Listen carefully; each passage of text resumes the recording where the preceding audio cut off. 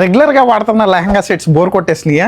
అయితే మీరు ట్రై చేయండి ఈ మోడల్ వచ్చి మనం మంగళగిరి పట్టు దాని మీద డిజిటల్ ప్రింట్స్ చేయించామండి. దీంట్లో మన దగ్గర హ్యూజ్ కలెక్షన్ ఉంది.